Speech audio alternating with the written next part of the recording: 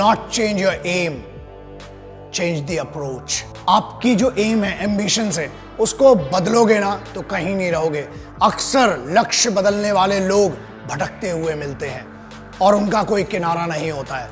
तो इसलिए हमेशा ये चीज, आप जो भी शुरू करें एक लक्ष्य बनाएं, एक एम्बिशंस। मैंने सीखा, मेरे गुरुजी ने कहता था, मेरे बाबूजी कहते थे, और मेरे बाबूजी अभी भी कहते हैं, और मैंने अपने गुरुओं से सीखा कि बाप, लक्ष्य एक ही होना चाहिए, जिद एक ही होना चाहिए। When we are talking about aim, आपने बनाया ही क्यों अगर आपको इतना कॉन्फिडेंस नहीं था? इसीलिए रिसर्च कीजिए अपने एम को चुनने के पहले। लेकिन एक बार जो बन गया तो बढ़ चले हैं वो कदम, अब रुकेंगे नहीं। तो बस वैसा एटीट्यूड होना चाहिए कि हम तो घर से निकले ही थे बांध कर सर पे कफन, जहां हथेली पर लिए जो बढ़ चले हैं ये कदम। अरे जिंदगी खुद अपनी मेहमान, मौत की महफिल में है, सरफरोशी की तमन्ना अब हमारे दिल में है। वो एटीट्यूड कहाँ है? जवान हो यार, वो जवानी में रवानी कहाँ है? इस उम्र में जो बना लिया, एक बार एम बना लिया, उसके लिए मेहनत रोज करना है। रोजाना आपको मेहनत करना जरूरी है और उसके लिए तैयारी तगड़ी होना चाहिए। और तैयारी के लिए पता तो हो किस चीज की तैयारी करना है। एक दिन बॉलर बनना है, दूसरे दिन बैट्समैन, तीसरे दिन साइंटिस्ट, चौथे दिन डॉक्टर। लल्ला कुछ नहीं बनोगे, कंफ्यूज बनोगे, जूते पड़ेंगे घर में भी और बाहर भी।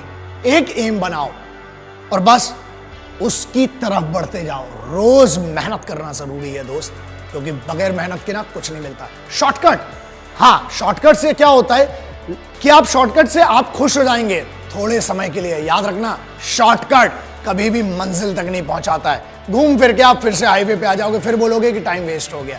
इसलिए वन सिंगल एम, रोज छोटे एम बनाओ।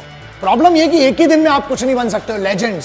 लेजेंड कोई पैदा नहीं होता है दोस्त, उसको बनने के लिए बहुत सिंपल सी बात है। Nobody becomes the general within a day. There is a journey involved in that and you have to go through that journey. उस जर्नी की इज्जत होती है, तो अपनी खुद की इज्जत कीजिए, उस जर्नी की इज्जत कीजिए। और अगर सलाह चाहिए ना एम लेने के लिए, माँ बाप से बड़ा कोई नहीं है, क्योंकि वो सिर्फ जिंदगी में ऐसे होते हैं जो आपसे बगैर स्वार्थ के जुड़े हुए हैं, जो आपसे कुछ नहीं चाहते हैं, सिर्फ ये चाहते हैं कि आप खुद की जिंदगी में बेहतर करें। उनके लिए कितना बेहतर करें, इससे उनको कुछ लेना देना नहीं। दूसरों से ज्यादा और दूसरों की बातों से ज्यादा, ये मेरी सलाह है, एक बड़ा भाई समझ ले, छोटा भाई समझ ले, जो भी समझ ले, अपने लक्ष्य पर खुद को भरोसा करना पड़ेगा। और अपनी खुद की कॉन्शियंस होती है, हमें उसको समझना पड़ेगा। आगे बढ़िए, दूसरों से ज्यादा खुद पर भरोसा करना पड़ेगा। आपको अपने आप से ज्यादा कोई अच्छे से नहीं जानता है। आपके माँ बाप और आप अपने आप को जानते हैं, आपको जानते हैं। उनसे डिस्कस कीजिए और याद रखिए अपने पैशन को। आपका जिस चीज में मन लगता है ना, घर वालों से लड़ाई मत करो, कन्विंस करो, बात करो उनसे, क्योंकि जो पैशन है ना वो सिर्फ आप जानते हो। और अगर आप अपने घर वालों को कन्विंस नहीं कर पा रहे हो, आपके कन्विक्शन में कमी है, आप दुनिया को क्या कन्विंस करोगे फिर? इसलिए सब अगर अग्री होंगे, आप सेम पेज पर होंगे, आपको मदद चाहिए, इमोशनल सपोर्ट चाहिए अपने घर वालों का, और वो मिलेगा। बस अपने पैशन को अपनी जिंदगी में बदलो। मुझे पता है इस चीज को, क्योंकि मैंने जितने लेजेंड से मिला हूं, सब में दो चीजें कॉमन थी। पहला, उन्हें हमेशा से वही बनना था, आज वो जहां पर हैं, उनने अपने रूट्स नहीं बदले। दूसरा, उन सब में एक चीज बहुत कॉमन थी, वो सभी बहुत डिसिप्लिन लोग थे और रोजाना वो अपनी छोटी छोटी मेहनत करते थे उस लक्ष्य की तरफ बढ़ने के लिए। इसलिए ट्रेनिंग करना बहुत जरूरी है। और स्टे फोकस कैसे रहेंगे? सिंपल है, आंख बंद करके ध्यान करने से कुछ नहीं होता। बाबा बन जाओगे तिलक लगा के। सॉरी, मैं किसी रिलीजन की बात नहीं कर रहा हूं, लेकिन पीर फकीर हो, बाबा बनने से कुछ नहीं होने वाला। यार सिविलाइज्ड हो, यहां पर हो, आपके माँ बाप के साथ रहकर फोकस रहो ना। रोजाना आपको अपने आप के लिए 8 घंटे देना है, बस, इससे ज्यादा कुछ नहीं देना है। सोचो, अपने आप को एनालिसिस करना पड़ेगा। आपको अपनी एनर्जी को चैनलाइज कीजिए, बस पैशन में लगाइए, फिर देखिए मजा क्या आता है। एक शिकायत बड़ी कॉमन सी है कि टाइम कम पड़ जाता है। दुनिया में जितने बड़े लोग हुए हैं ना, 24 घंटे ही थे सबके पास, 32 घंटे, 36 घंटे और 40 घंटे। 40 घंटे वाले आदमी से मैं तो मिला नहीं। तो ठीक है, आपको टाइम मैनेजमेंट करना पड़ेगा। ठीक है, आप जितने बजे उठते हैं वो आपकी इंडिविजुअल चॉइस है। आप रात को 2 बजे सोते हो, आप 2 बजे उठते हो, ठीक है, दैट इज बैड। बट ठीक है, कई लोगों की लाइफ स्टाइल ऐसी है, उनकी मजबूरियां भी हैं जो नाइट शिफ्ट में काम करते हैं। आप जब भी उठें ट्रेनिंग करें। दूसरा, एक बहुत सिंपल सी चीज है, जब ट्रैफिक होता है ना तो हॉर्न बजाने से कुछ नहीं होने वाला, और ना आप उड़ के जा सकते हो। स्पाइडर में ना असल में नहीं होते दोस्त, और अगर उड़ के जाओगे तो चालान भी लगेगा, पिटाई भी पड़ेगी। तो ट्रैफिक को दोष मत दो, कोशिश ये करो कि पहले निकलो। वक्त से पहले जब आप निकलेंगे तो आप जगह पर पहुंच जाएंगे। टाइम मैनेजमेंट, हर चीज का टाइम डिसाइड करना पड़ेगा आपको। बस टाइम डिसाइड कीजिए, आगे बढ़िए और कंप्लेंट्स कम कीजिए। सिपाहियों को अपने लक्ष्य का पता होता है। Being a simple son of this motherland, I have the responsibility to speak about our soldiers, जो सबसे ज्यादा मेहनत करते हैं।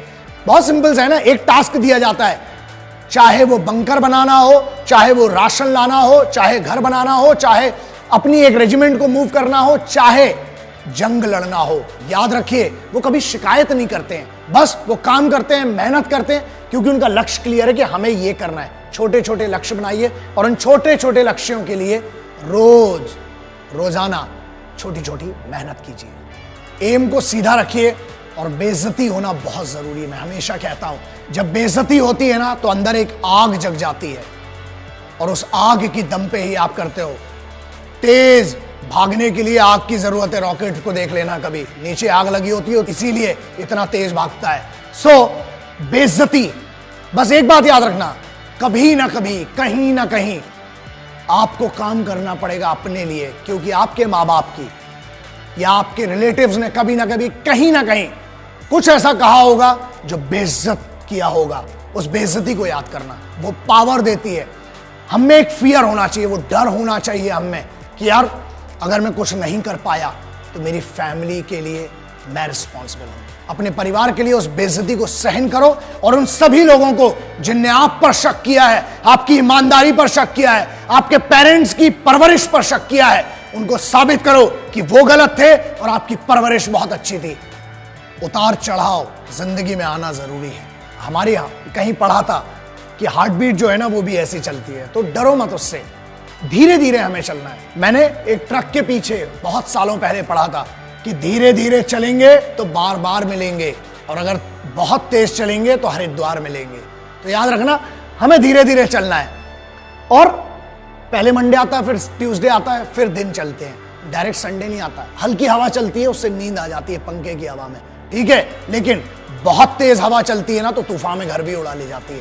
इसलिए छोटी छोटी मेहनत करेंगे, छोटे छोटे एम बनाएंगे। जब कंफ्यूजन हो, पेरेंट्स के पास जाओ। अरे हर दुनिया के हर शास्त्र में लिखा है, इवन कुरान शरीफ में, मेरे एक यार ने बताया था मुझे कि एक फर्जंद की औकात अपनी वालिदा के सामने, वालिदा के सामने एक घायल परिंदे की होती है। पैरों में जन्नत बताई गई है। हर धर्म कहता है कि अपने माँ बाप के पास जाके सरेंडर कर दो, कोई भी प्रॉब्लम हो। मैं अगर आज आपके सामने खड़ा हूं ना तो ये मेरे बाबूजी हैं, ये मेरी माँ है, सिर्फ उनके कारण ही खड़ा हूं, और उनकी वो परवरिश है, उनकी वो छोटी छोटी चीजें हैं, वो याद रखता हूं, कोशिश करता हूं कि मेरे उस एक्सपीरियंस से शायद आपका भला हो पाए। और मेरे पिताजी की एक बड़ी अच्छी चीज है जो सीखी थी कि बुरे वक्त में सिर्फ दो ही चीजें काम आती है। पहला, अपने ही बाजुओं की ताकत, और दूसरा अपनी ही अकल। इसलिए मतलब क्या है इसका? इसका मतलब यह है कि आपको अपना फिजिकल, अपना बॉडी भी ट्रेन करना है, अपना माइंड भी ट्रेन करना है, और ये वो चीजें हैं जो कंप्यूटर पर बैठकर नहीं हो सकती है दोस्त। धूप में जाना पड़ेगा।